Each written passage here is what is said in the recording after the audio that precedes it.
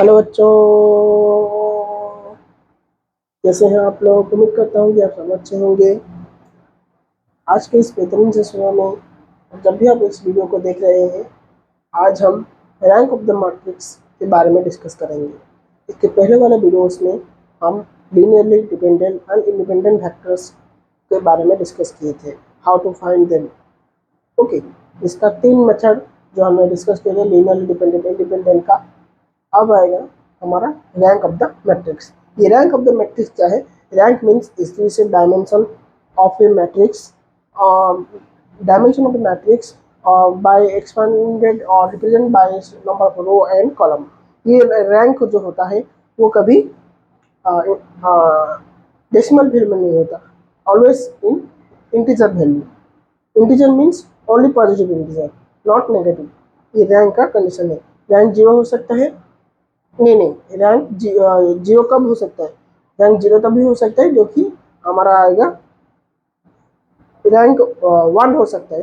Rank 1 हमारा हो सकता है कभी तो 0 मैट्रिक्स के टाइम हमारा रैंक 1 हो सकता है। अदरवाइज रैंक रैंक रैंक 0 हो सकता है, रैंक 0 हो सकता है कभी न 0 मैट्रिक्स, और rank can be 0 to infinity तक हमारा रैंक जा सकता है। पर जनरली हम 2, 3, 4 इस तक की रैंक को हमारे सिलेबस में पढ़ेंगे। तो हमारा रैंक्स को how to find rank of the matrix, यह हमारा 3 मेथड है। 3 मेथड में पहला मेथड है हमारा linearly using linearly dependent and independent method.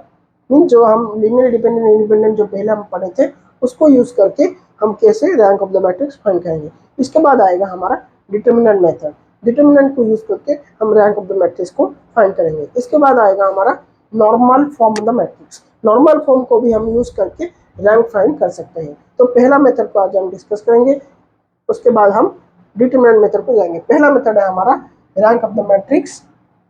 ये हमारा रैंक कैसे डिनोट करता है, रैंक को हम कैसे लिखते हैं?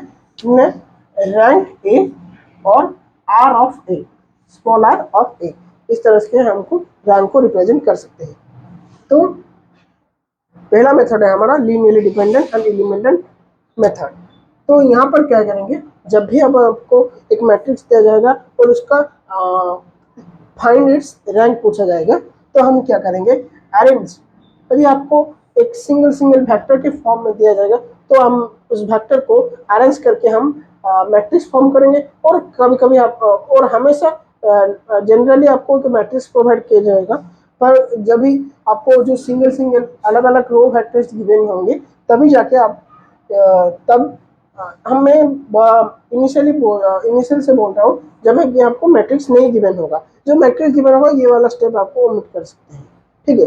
तो जब आपको इंडिविजुअल वेक्टर्स गिवन होंगे, रो वेक्टर, तब क्या करेंगे आप, arrange the vector in row wise to form matrix. तो जो वेक्टर गिवन होंगे उनको फर्स्ट रो वाइज अरेंज करके मैट्रिक्स फॉर्म करेंगे।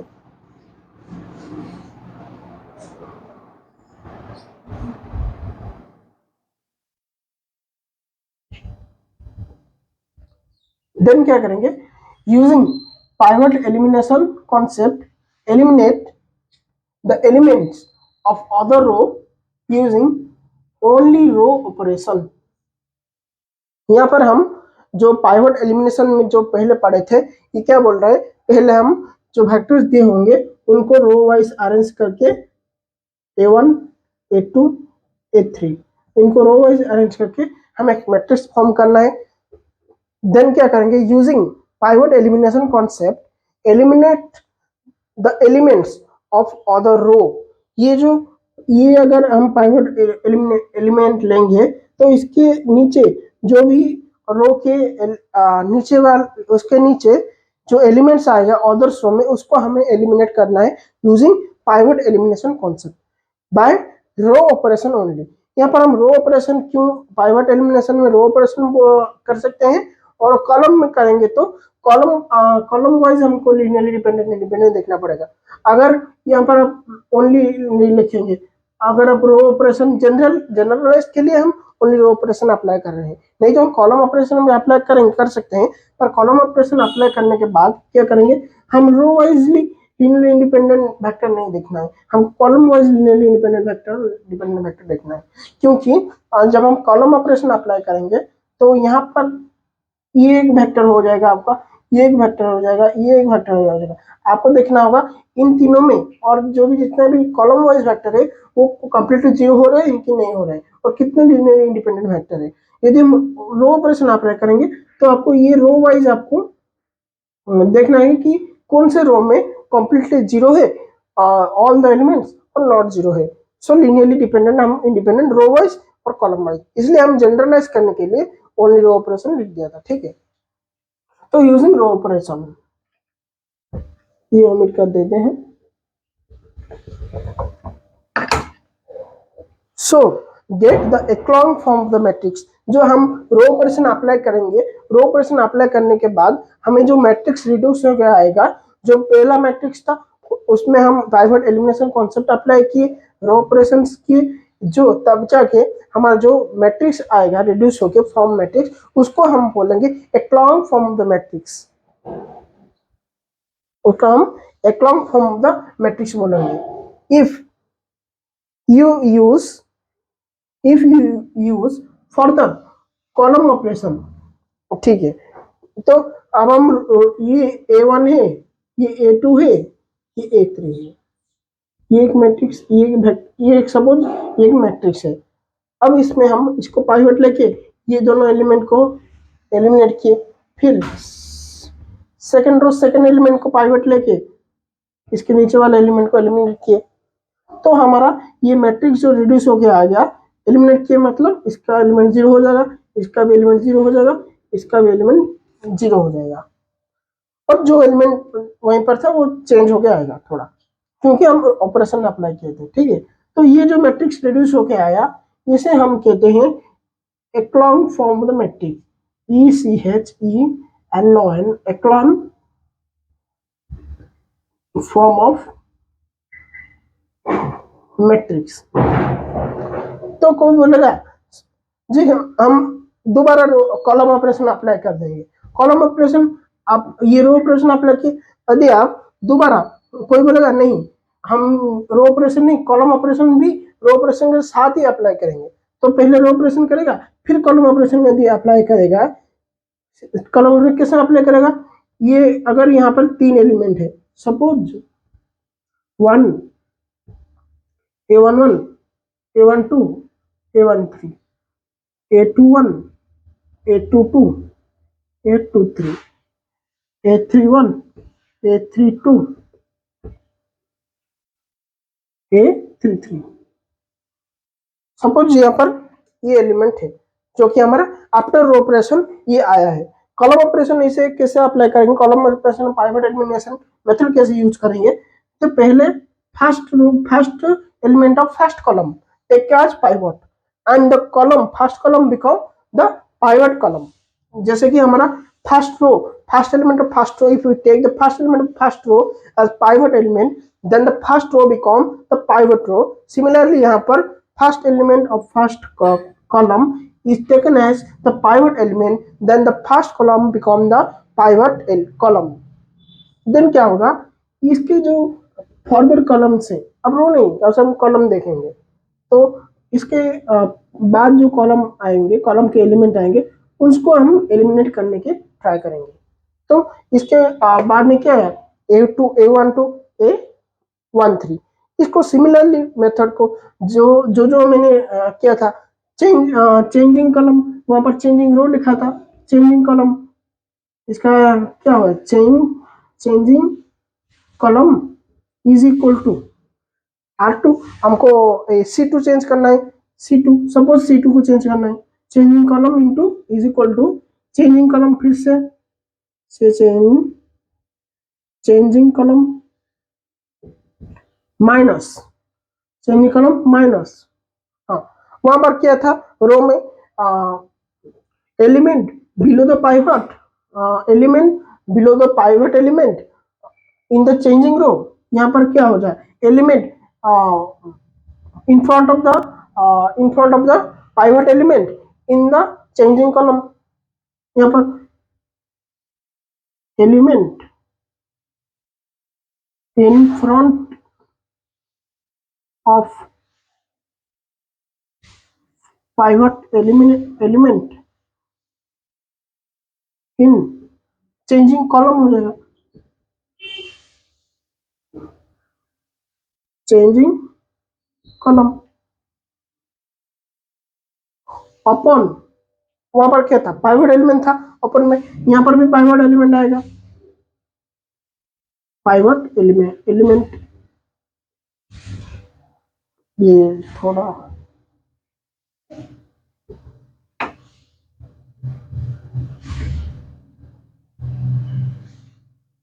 पाइवट एलिमेंट, ठीक है, और इसको ब्रैकेट देना है,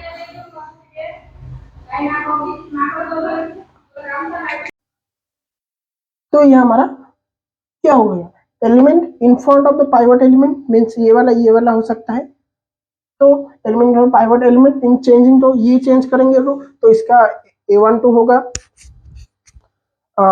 अगर अर्थ C3 चेंज करेंगे तो इसका एलिमेंट क्या होगा, A13 होगा, अपन तो पाइवट एलिमेंट हम A1 नंबर लिए हैं, ठीक है, इसका जो ब्रैकेट देंगे, यहाँ पर स्पेस नहीं है, इसका ब्रैकेट इंटू पाइवट रो था वहां पे, यहाँ पर क्या हो जाएगा, पाइवट कॉलम हो जाएगा, ठीक है, पाइवट कॉलम। अगर ये पाइवट कॉलम पाइवट रो क्या नहीं है आपको पता नहीं है, तो मेरा पहला वीडियो जाके आप विजिट कर सकते हैं, वहां पे मैंने पाइवट एलिमेंट क्या है, पाइवट रो क्या है, और पाइवट ऑपरेशंस क्या है, मैंने आपको वहां पे डिस्कस किए हैं, ठीक है, क्योंकि आपको अंडरस्टैंड या आपको समझने में ज्यादा इजी होगा। तो यहाँ पर हो गया, इसका एग्जांपल क्या है, suppose we want to change, this is C1 row, this is C2 column, this is C3 column, तो हम C2 कॉलम को सपोज चेंज करना चाह रहे हैं, तो C3 कॉलम को चेंज करना चाह रहे हैं, तो यहाँ पर क्या होगा, चेंजिंग रो क्या है हमारा, C3 हो जाएगा, is equal to again changing row into element in front of the pivot element, element in front of pivot element in changing row में क्या है, चेंजिंग रो है हमारा C3 में एलिमेंट क्या है, फर्स्ट एलिमेंट जो कि इन front of the pivot element है A13 होगा, minus A13 into pivot element हमारा A11 है, अपन चेंजिंग कॉलम क्या है हमारा C1 है। इस तरह से हम कॉलम ऑपरेशन फिर से यदि अप्लाई करेंगे, यहाँ पर पहले हम रो ऑपरेशन अप्लाई किए थे, फिर से हम कॉलम ऑपरेशन अप्लाई किए, कॉलम ऑपरेशन कब तक अप्लाई करेंगे, जब तक कि हम पाइवट एलिमेंट चूज करने के बाद हमारा फर्दर कॉलम में कुछ further no column is there, means pivot element को चूज करने के बाद हम उसके बाद हमारा कोई कॉलम नहीं बचता जिसमें कि हम उसके फ्रंट वाले एलिमेंट को एलिमिनेट कर सकते हैं, तब जाके जो प्रोसेस हमारा स्टॉप हो जाएगा, मीन्स कंप्लीट हो जाएगा। तो पहले हम रो ऑपरेशन अप्लाई किए, फिर से हम कॉलम ऑपरेशन अप्लाई किए, तो हमारा ये जो फॉर्म है, इक्लोन फॉर्म है, ये रिड्यूस होकर हमारा नॉर्मल फॉर्म में कन्वर्ट हो जाएगा, नॉर्मल फॉर्म में कन्वर्ट हो जाएगा, जिसे हम बाद में पढ़ेंगे कि normal form of the matrix, तो नॉर्मल फॉर्म में कन्वर्ट हो जाएगा। तो in both the form, echelon form हो चाहे नॉर्मल फॉर्म हो, बोथ द फॉर्म में जो हमारा आंसर आएगा रैंक का वो सेम आएगा, पर ये आपको थोड़ा लॉन्ग पड़ेगा नॉर्मल फॉर्म, और इक्लोन फॉर्म आपको थोड़ा इजी और शॉर्ट पड़ेगा, इसलिए हम इक्लोन फॉर्म को रैंक फाइंड करने में हम यूज करते हैं। देन क्या अगर स्टेप 2 क्या है इसका, the maximum number of linearly independent row vector of the matrix A, maximum number of linearly independent row vector, हमारा जो रेडियस का है ये इक्लोन फॉर्म में हो चाहे नॉर्मल फॉर्म में हो, पर हम इक्लोन फॉर्म को ज्यादा यूज करते हैं, तो हम यहाँ पर इक्लोन फॉर्म के बारे में बात करेंगे। तो इक्लोन फॉर्म में जो हमारा लीनियरली इंडिपेंडेंट रो वेक्टर आया, जो maximum number of linearly independent, suppose ये हमारा 1 2 3 है, 2 3 4 0 0 0, तो यहाँ पर रेडियस इक्लोन ये हमारा आ गया echelon form, ECHO HELON echelon form, ये हमारा आ गया आफ्टर ऑपरेशन, इक्लोन फॉर्म में आ गया हमारा तो यहाँ पर सी, what is the condition of linearly dependent and independent? I am telling again that the linear independent condition for the linear independent is the when the all the element, if the linear combination of the vector is or the linear combination of vector is equal to 0, which implies that all the scalar component linear combination 0 हो गया। इसका मतलब क्या है, इसका meaning क्या है कि ऑल द कंपोनेंट कौन सा component, scalar component, vector component नहीं, all the scalar component k1 k2 k3 dot dot equal to kn must be 0, then the vectors which are in the linear combination, the relation between them is linearly independent। अगर ये एक vector है, इसका all the scalar component 0 हो गया, all the scalar component, यहाँ पर suppose में k1 मल्टीप्लाई हो गया था, यहाँ पर k2 था, यहाँ पर k3 था, ऑल द कंपोनेंट इज 0 हो गया, तो ये हमारा वेक्टर्स, ये वेक्टर्स, ये वेक्टर, ये वेक्टर्स, ये सारे वेक्टर हमारा कौन से रिलेशन में आ गए, लीनियरली इंडिपेंडेंट रिलेशन में आ गए। अरे यहाँ पर at least one component is not equal to, suppose ये 1 हो गया, 1 होता तो हमारा ये लीनियरली डिपेंडेंट हो जाता, तो ये हमारा यहाँ पर 0 है, अभी तो 0 है, ये है, तो ये जो वेक्टर्स हैं, ये एक वेक्टर, ये एक वेक्टर, ये एक वेक्टर है, ये हमारा तीनों वेक्टर क्या है, आपस में लीनियरली इंडिपेंडेंट रिलेशन में है। तो यहाँ पर ये भी लीनियर इंडिपेंडेंट होगा, ये भी लीनियर इंडिपेंडेंट वेक्टर होगा, क्योंकि हमारा ये जो वेक्टर है लीनियरली इंडिपेंडेंट रिलेशन में है। तो यहाँ पर मैक्सिमम लीनियरली इंडिपेंडेंट वेक्टर क्या होगा, मैक्सिमम लीनियरली इंडिपेंडेंट, ये तो 0 हो जाएगा, 0 वेक्टर हो गया, तो non zero vector maximum number of linearly row vector जो कि नॉन जीरो है वो कि कहाँ कितना रहेगा, वो 1 है 2 है, तो यहाँ पर हमारा रैंक आ जाएगा 2। यदि तुम बोलोगे मैं रो ऑपरेशन नहीं कॉलम ऑपरेशन अप्लाई करता, तो कॉलम ऑपरेशन अप्लाई करने के बाद कॉलम ऑपरेशन यदि अप्लाई करोगे, रो ऑपरेशन अप्लाई नहीं करके कॉलम ऑपरेशन अप्लाई करोगे, यदि रो ऑपरेशन अप्लाई करके फिर कॉलम ऑपरेशन अगेन अप्लाई करोगे तो वो नॉर्मल फॉर्म में रिड्यूस हो जाएगा। सिर्फ कॉलम ऑपरेशन अप्लाई करोगे तो ये तुम्हारा ऐसा आ जाएगा, suppose let we assume that, not exactly we assume ये ऐसा आ जाएगा, तो आप क्या करेंगे, आप कॉलम वाइज चेक करना है कि ये लीनियरली डिपेंडेंट या इंडिपेंडेंट है। तो ये देखो ये एक वेक्टर पूरा कंप्लीटली 0 आएगा, तो all the components in it is 0, so the vectors are in linearly independent relation. So यहाँ पर नंबर ऑफ मैक्सिमम कितना है, 2 है, maximum number linearly independent row vectors थे, यहाँ पर हम कॉलम वेक्टर्स बोल देंगे, ठीक है, कॉलम वेक्टर्स में ये हमारा 2 है, तो यहाँ पर भी रैंक ऑफ ए हमारा आ जाएगा 2, ठीक है। ये रहा method 1 for finding the rank of the matrix, that is ये क्या कह रहा है, that is the solving and finding the rank by linearly independent vector से echelon form the matrix solving. इसको जो मेथड है हमारा, इसको हम कहते हैं echelon form of the matrix solving rank, rank को सॉल्व करने मैट्रिक्स सॉल्विंग मेथड है एक, जो कि हमारे एक्लॉन्ग फॉर्म को में रिड्यूस होके सॉल्व होता है, इसलिए हम इसको एक्लॉन्ग फॉर्म ऑफ मैट्रिक्स सॉल्विंग बोलते हैं, ठीक है। उसके बाद हम इसका एग्जांपल देखेंगे। अब चलिए हम मेथड 1 को यूज करके how to find rank of a matrix, इसका एक एग्जांपल देखेंगे। इसका पहला एग्जांपल है, हमें एक मैट्रिक्स गिवन है जो कि हमारा ए है, वो 1 1 -1 1 1 -1 2 -1 3 1 0 1, ये एक हमको 3x4 ऑर्डर का मैट्रिक्स गिवन है।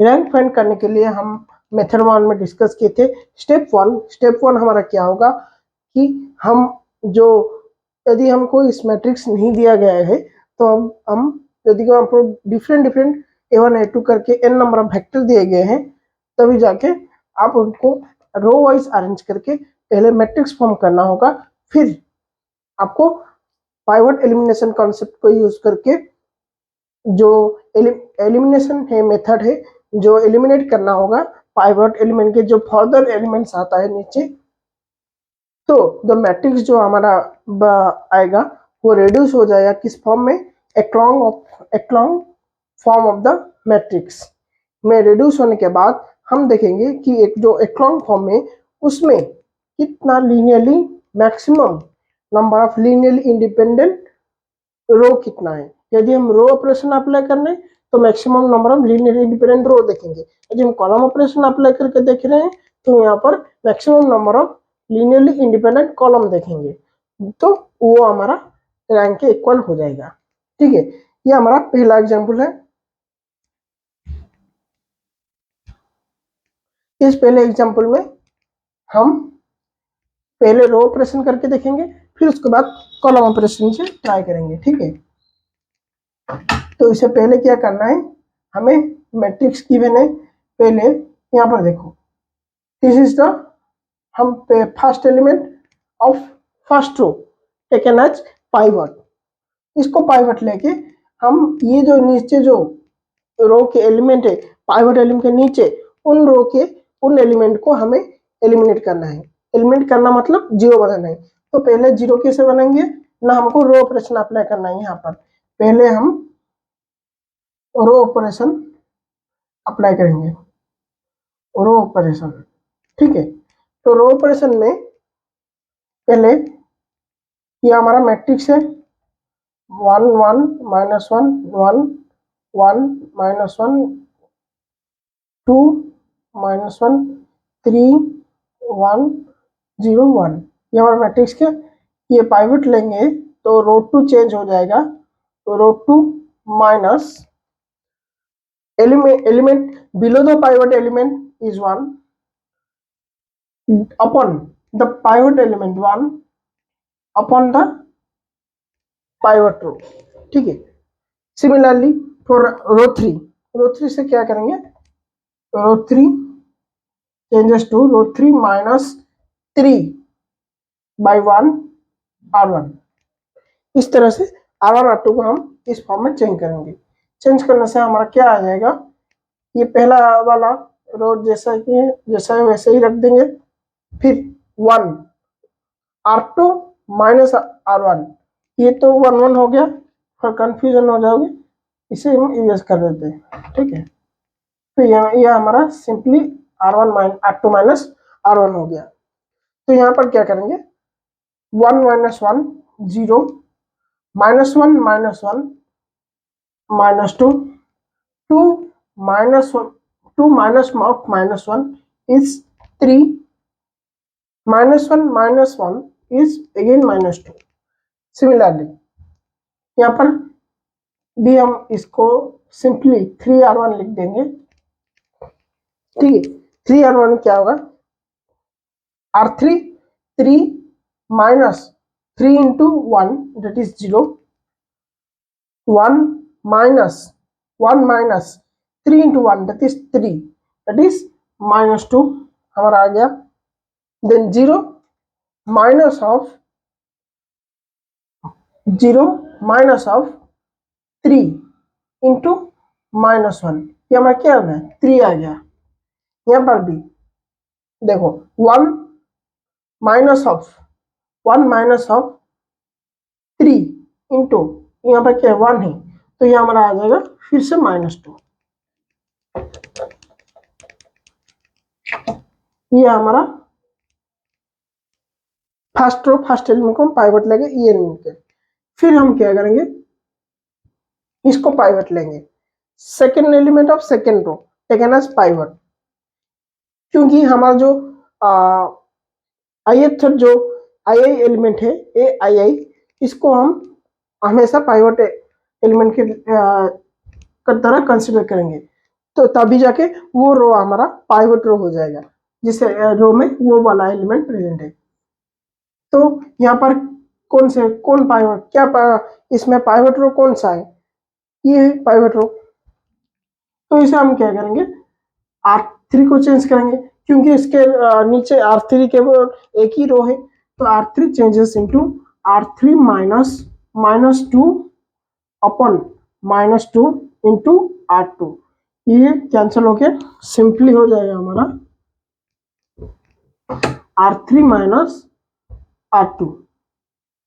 ठीक है, तो ये हमारा क्या आ जाएगा 1 1 -1 1 0 -2 3 -2, ये पूरा रो 0 हो जाएगा कंप्लीटली। क्योंकि देखो ये -2 ये 0 हो जाएगा, ये 3 -3 0 हो जाएगा, ये 2 + 2 -2 + 2 0 हो जाएगा। तो यहाँ पर हाँ, ये हमारा जो फॉर्म रिड्यूस आ गया। अब हम further element see here the third element of third row is 0, and if it is not equal to 0 also, we cannot take it as pivot because below that row there is no other row present. So when हम कब pivot element ले सकते हैं, जबकि उसके रो के नीचे कुछ एलिमेंट एलिमिनेट करने के लिए कुछ अदर रो प्रेजेंट होना चाहिए, तब भी जाके उसके पहले वाले रो को हम पाइवट रो की तरह कंसिडर कर सकते हैं, नहीं तो नहीं हो सकता। तो ये हमारा रिड्यूस होके आ गया इस एक्लॉन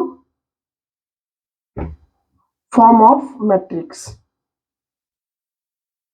ये हमारा मैट्रिक्स एक्लॉन फॉर्म में रिड्यूस होके आ गया। अब हमें क्या करना है, हमें स्टेप 2 को कंसीडर करना है। स्टेप 2 क्या है हमारा, कि देखना है कि ये जो रिड्यूस हो गया एक्लॉन फॉर्म में, इसमें linearly independent vector, maximum number of linearly independent vector कितना है। लीनियरली मैंने आपको बताया था, see what is the relation between this vectors in the matrix. ये एक वेक्टर है, ये एक वेक्टर है, ये भी एक वेक्टर है, मीन्स ये दोनों तीनों रो वेक्टर्स है। ठीक है, इसको हम मैट्रिक्स के फॉर्म में रिप्रेजेंट किए हैं। तो ये वेक्टर तीन जो है, इनके बीच में रिलेशन क्या है, इनके बीच में रिलेशन है लीनियरली इंडिपेंडेंट। कैसे कि linear multimeter condition of the linearly independent vector, linearly independent when linear combination, means in vector का कॉम्बिनेशन हुआ था ना, यहाँ पर हम एलिमिनेट कोफिशिएंट को लिखे हैं। ठीक है, यहाँ पर वेक्टर का कॉम्बिनेशन है, the linear combination of vector is equal to 0, which implies all the scalar component, these are the scalar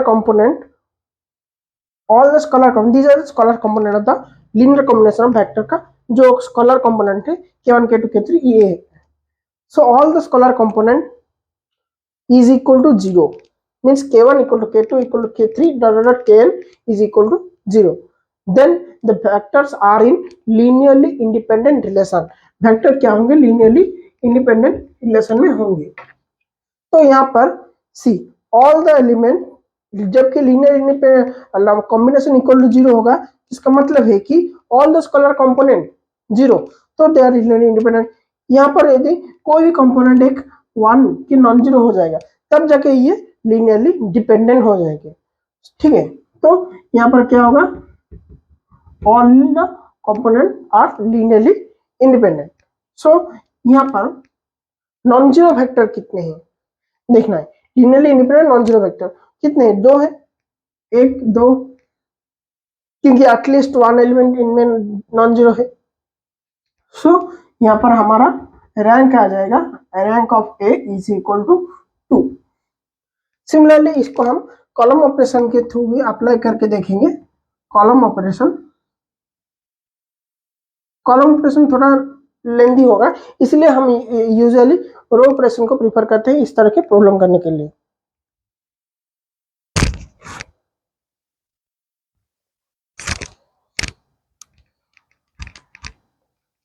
तो यहाँ पर कॉलम ऑपरेशन के लिए ये हमारा एलिमेंट है -1 1 1 -1 2 -1 3 1 0 1। ठीक है, तो first row of first column is taken as pivot, then try to eliminate the element in the other column। So C2 हम C2 को चेंज करेंगे,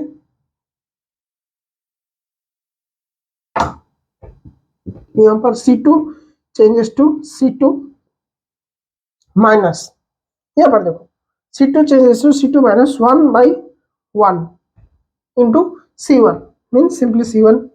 C3 changes to -1 upon 1/1 means C3 minus का plus हो जाएगा और C1 हो जाएगा। Similarly C4 को चेंज करेंगे, 1 C4 changes to C4 minus 1 minus 1 that is C1 हो जाएगा। ठीक है, तो ये हमारा ऑपरेशन करने के बाद क्या आएगा मैट्रिक्स, ये पहला कॉलम सेम रह जाएगा। ठीक है, ये क्या होगा C2 minus C1, C2 minus C1 करने से 0 आएगा, -1 -1 -2 1 -3 that is -2।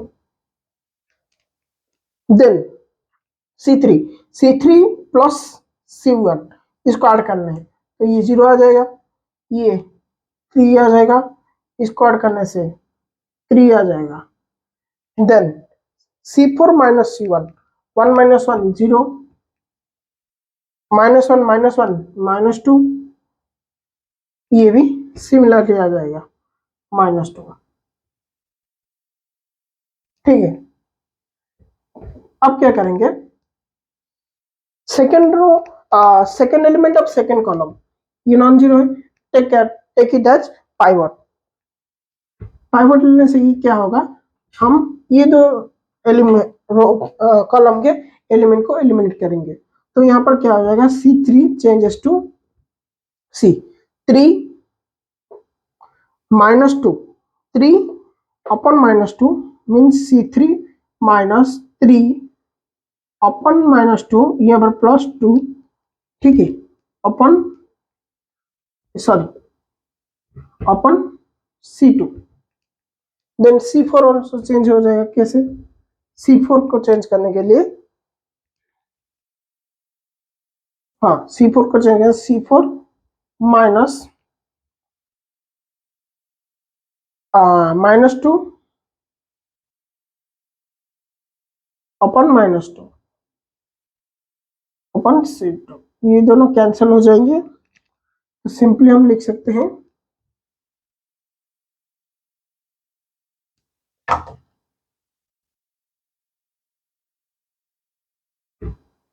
C2, ये ऐसे हो जाएगा हमारा। अब हम क्या करेंगे, इसको सॉल्व करेंगे, अप्लाई करो इसको, तो 1 1 3 ये सेम रह जाएगा, ये भी 0 -2 ये भी रह जाएगा। अब क्या होगा, C3 ये C3 है, C3 changes to 3/2 into C2। पहला एलिमेंट क्या है, 0 है, 0 जो 0 रह जाएगा। दूसरा एलिमेंट क्या है, 3 है, तो हमारा C3 क्या हो जाएगा, C3 में क्या है 3 प्लस 3/2 इंटू C2 में क्या है -2, यहाँ पर कटने से माइनस यहाँ पर आ जाएगा, ये भी 0 हो जाएगा। सिमिलरली यहाँ पर भी 0 आ जाएगा, 0 आ जाएगा ना, चेक कर देते हैं, देखो सिमिलरली यहाँ पर भी 3 है, इस तरह से ही होगा, आप खुद भी कर सकते हैं, यहाँ पर भी 0 आ जाएगा। देन क्या होगा उसके बाद, यहाँ पर C4 कैसे चेंज होगा, C4 माइनस C2, C4 ही क्या माइनस है, -2 है, -2 माइनस ऑफ -2 क्या हो जाएगा, +2 हो जाएगा। ये +2 होने से यहाँ पर 0 आ जाएगा, यहाँ पर भी 0 आ जाएगा, यहाँ पर भी 0 आ जाएगा। ठीक, अब हम अगर कोई बोलेगा कि मैं लूंगा थर्ड एलिमेंट एज पाइवट, इसको मैं पाइवट लूंगा, पाइवट नहीं ले सकते क्योंकि ये जी ऑलरेडी 0 है। सो ये हमारा एक्लॉन्ग फॉर्म में रेड्यूस होके आ गया, एक्लॉन्ग फॉर्म में रेड्यूस होके आ गया। अब यहाँ पर कॉलम वाइज देखना है कि कितने लीनियरली इंडिपेंडेंट वेक्टर्स है, यहाँ पर 1 है 2 है। सो रैंक ऑफ मैट्रिक्स हमारा फिर से 2 आ जाएगा। ये रो ऑपरेशन अप्लाई किए, ये कॉलम ऑपरेशन अप्लाई किए। If we further apply in case of this, we further यहाँ पर आ गया। फिर हम इसको पाइवट लेंगे, ये तीनों को एलिमिनेट करेंगे, फिर इसको पाइवट लेंगे, ये दो को एलिमिनेट करेंगे, तो ये हमारा नॉर्मल फॉर्म में रिड्यूस हो गया है। वहां पर भी सेम ही हमारा रैंक आएगा, पर वो बहुत लेंदी हो जाएगा, बहुत लेंदी, और वो केवल नॉर्मल फॉर्म में रिड्यूस हो जाएगा, जो कि हमको system of linear equation solve करने के टाइम में जरूरत है, यहाँ पर जरूरत नहीं है। तो ये एक एग्जाम्पल है। अब हम देखेंगे दूसरा एग्जाम्पल। चलिए मित्रों, अब हम देखेंगे एग्जाम्पल 2 एंड एग्जाम्पल 3। ये जो एग्जाम्पल 2 एग्जाम्पल 3 है, मैं आपको यहाँ पर लिख के नहीं बता रहा क्योंकि बहुत टाइम लग रहा है इसलिए, और वीडियो बहुत लंबा हो जाएगा, ठीक है। तो यहाँ पर मैं आपको ब्लैक बोर्ड में पहले से लिख के रखा हूँ, मैं आपको समझा दूंगा। ये वाला क्वेश्चन आप वीडियो को पहले पॉज करिए, पॉज करके ये क्वेश्चन आपके नोट में लिखिए, फिर आपको वीडियो को ऑफ करके, मोबाइल को ऑफ करके आप ये दोनों क्वेश्चन, पहले वाला जो मेथड मैंने आपको जैसे बताया था, इन दो मेथड में इसको सॉल्व ट्राई करें कि सॉल्व कैसे कर सकते हैं, फिर आप आंसर मेरे से मैच कीजिएगा, ठीक है, तभी जाके आपका इम्प्रूव हो जाएगा। तो ये हमारा मैट्रिक्स गिवन है, ये first element taken as pivot, then eliminate the element below this pivot element by using the row operation. Similarly second element is pivot, then eliminate। ये हमारा मैट्रिक्स एक्लॉन्ग फॉर्म में रिड्यूस होकर आ गया। यहाँ पर लीनियरली इंडिपेंडेंट दो मीन्स नॉन जीरो वेक्टर दो है, तो हमारा यहाँ पर रैंक आ गया 2। सिमिलरली यहाँ पर एग्जाम्पल 3 में क्या है, ये 3x5 का मैट्रिक्स है, ये स्क्वायर मैट्रिक्स नहीं है। सो यहाँ पर first element first row, always take first row, first element है pivot, second row second element, third element, a ith position element को आप पाइवट चूज करो। सो फर्स्ट एलिमेंट पाइवट लेने से यहाँ पर रो ऑपरेशन अप्लाई करोगे तो इस फॉर्म में आ जाएगा। यहाँ पर क्या, ये जो बाई टू में है, यहाँ पर कॉमन निकाल सकते हैं और मल्टीप्लाई कर सकते हैं। तो ये हमारा मल्टीप्लाई क्या है, क्योंकि फ्रैक्शन में आपको कैलकुलेशन में दिक्कत आएगा, तो मैंने यहाँ पर 2 से मल्टीप्लाई कर दिया है। 2 के मल्टीप्लाई करने के बाद ये हमारा, इसे हम पाइवट लेंगे, इस एलिमेंट को हम पाइवट लेके फिर से रो ऑपरेशन अप्लाई कीजिए, करने के बाद हमारा मैट्रिक्स जो है एक्लॉन्ग फॉर्म में रिड्यूस होकर आ जाएगा। यहाँ पर क्या है, नॉन जीरो वेक्टर कितने हैं, 3 है, इसको हम linearly independent non zero vector कितने हैं, 3 है। सो हमारा rank is equal to maximum number of linearly independent non zero vector है, जो कि 3 है यहाँ पर। सो हमारा रैंक 3 आ गया। चलिए अब हम देखेंगे एग्जाम्पल 4 का। एग्जाम्पल 4 क्या कहते हैं, ये एक स्क्वायर मैट्रिक्स है, इसको भी आप पॉज करके खुद से ट्राई करिए, ताकि आप खुद का टैलेंट और नॉलेज इंप्रूव कर सके, खुद से ट्राई करिए। यहाँ पर मैं जो बताया था पहले, रो के साथ कॉलम ऑपरेशन में अप्लाई करना है, यहाँ पर मैं इसका एक एग्जाम्पल ले आऊँ, ठीक है। तो ये एक मैट्रिक्स गिवन है आपको, पहले हम रो ऑपरेशन अप्लाई करेंगे, फिर उस मैट्रिक्स पे फिर से दोबारा हम एक कॉलम ऑपरेशन अप्लाई करेंगे उसी कंडीशन पे, ना कि अलग से, ठीक है। अलग से रो कॉलम, इधर कॉलम और रो हो सकता है, और both apply, both row and column, पहले रो करेंगे फिर कॉलम करेंगे, ठीक है। तो यहाँ पर पहले रो करते हैं, take first element as pivot element. यहाँ पर देखो, यहाँ पर मैंने R3 से स्टार्ट किया है, क्योंकि हमारा second row second element below the pivot element is already 0, so we need not require to eliminate it, ठीक है, ये ऑलरेडी एलिमिनेट होके है हमारे पास। तो पहले 2 और 2, ये तो 2 को हम एलिमिनेट करेंगे by using the row operation. Then take second element of second row taken as pivot, इसको पाइवट लेके हम क्या करेंगे, ये जो 2 और 4 है उसको एलिमिनेट करेंगे, तो हमारा मैट्रिक्स कुछ इस प्रकार से रिड्यूस होकर आ जाएगा। यहाँ पर सी 1/3 1/3, यहाँ पर आप कॉमन ले सकते हैं इधर, नहीं तो आप मल्टीप्लाई करके इसको 1/3 को एलिमिनेट कर सकते हैं, क्योंकि आपको फ्रैक्शन में आ जाएगा जब कैलकुलेशन करने के बाद, तो इसको एलिमिनेट करने से हमें कैलकुलेशन में इजी होगा। तो यहाँ पर ई रिड्यूस होके आफ्टर ऑपरेशन अप्लाई दिस यहाँ पर इस प्रकार का मैट्रिक्स आया। अब हम क्या करेंगे, take pivot, third row, third element taken as pivot element and eliminate the 44 below the pivot element in the further rows. तो ये एलिमिनेट हो गया।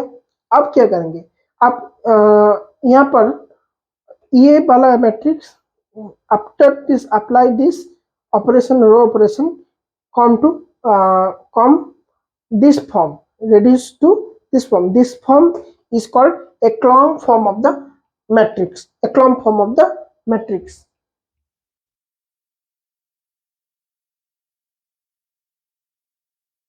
Echelon form of the matrix. हम इस जो प्रोसेस है हम यहाँ पर स्टॉप कर सकते हैं। यहाँ पर स्टॉप करने के बाद जितना आपका आंसर आएगा हम फर्दर इस पे रो कॉलम ऑपरेशन अप्लाई करने के बाद भी वही आंसर आएगा। तो हम इतना ही करके छोड़ देते हैं, पर by understanding we again apply column operation to this matrix to reduce into, this is the normal form, this is the ECHLON, echelon form, form, this is the normal form.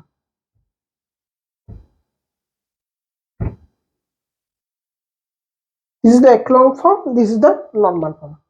तो ये हमको यहाँ पर यूज नहीं है, इसको हम जब एसएलई पढ़ेंगे सिस्टम लिनियर, तभी जाके इसका यूज समझ में आएगा आपको।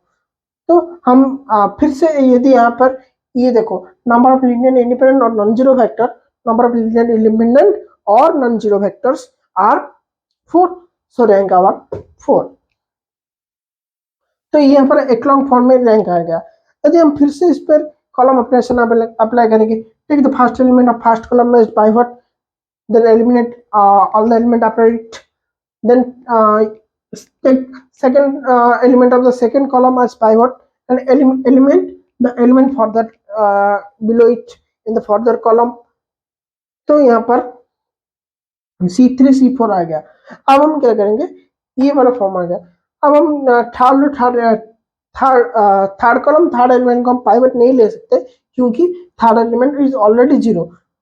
If non zero then we taken as pivot. So 0 we taken, need not need to take further pivot elimination. So यहाँ पर हमारा elimination मेथड स्टॉप हो गया। तो हाँ, यदि हम इसको भी लेंगे, यदि हम इसको क्यों नहीं ले रहे पाइवट, यदि इसको जो हम इस कॉलम को इंटरचेंज करेंगे, यदि इसको पाइवट एलिमेंट नॉन जीरो करके पाइवट एलिमेंट ले भी लेंगे तब भी ये जो हमारा एलिमिनेट करने के लिए कुछ रहेगा नहीं इसके बाद, क्योंकि ये हमारा जीरो है। इसके बाद में जो पाइवट एलिमेंट के बिलो में जीरो है, तो हम इसको फर्दर प्रोसीड नहीं करेंगे। तो ये हमारा नॉर्मल फॉर्म है। इसका भी number of non zero columns is 4, so हमारा रैंक आएगा 4। This is all about the example 4, जो कि जिसमें हम both column row and column operation apply किए हैं। तो बच्चों अब ये कुछ एग्जाम्पल है, ये आप घर में ट्राई कीजिएगा और जो भी है इसका आंसर मुझे लिनियरली डिपेंडेंट है कि इंडिपेंडेंट है उसको कमेंट सेक्शन में आप कमेंट कीजिए, मैं आपको रिप्लाई दूंगा। ठीक है, ये है 3 क्वेश्चंस आपके लिए। तो आज के लिए बस इतना ही। जय हिंद, जय भारत।